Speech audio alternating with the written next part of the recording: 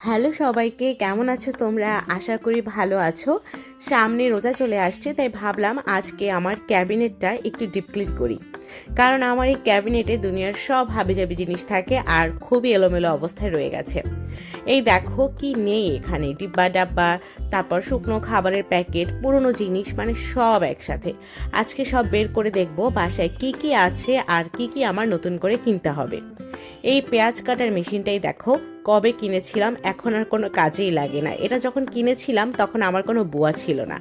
আর এই chia seed খাবো বলে সেই কবে এনেছিলাম, খাওয়াই হয়নি এখনো। এটা দেখলে আরফের বাবা খুবই রাগ করবে। তোমাদের বাসাতেও কি এমন হয়? কমেন্টে জানিও কিন্তু। এবার তাকগুলো ভালো করে মুছে ফেলবো, তারপর সব গুছিয়ে রাখবো। এই দেখো, আমার বাসাতে দুইটা এতিম মেশিন পড়ে আছে, যেগুলো কিনা আমি কোনো কাজেই কখনো ব্যবহার করিনি। রোজায় কি এগুলো ব্যবহার করে ফেলবো? বলো তো কেমন হয়? যাই বলো, যতই লোক দিয়ে কাজ করাই, নিজের হাতের গোছানো ঘরের কিন্তু একটা শান্তি আলাদা। তোমরা কি রোজার বাজার করে ফেলেছো? আমাদের এখনো না কিছু কেনা হয়নি।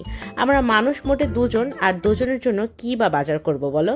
ইফতারের পর আরাফের বাবা কিছুই খায় না, আর ভাবছি এবারও বাসায় শুধু ছোলার বুটটাই বানাবো, বেশি ঝামেলায় যাব না। আরাফকে নিয়ে এমনিতেই তো ব্যস্ত থাকি। আজকের মতো এটাই ছিল আমার ছোট্ট রোজা প্রিপারেশন ভ্লগ। ভিডিওটা ভালো লাগলে লাইক দিও, কমেন্টে তোমাদের রোজার প্রস্তুতি জানাবে কিন্তু। আর নতুন হলে ফলো করতে ভুলো না। আল্লাহ হাফেজ। Thanks for watching.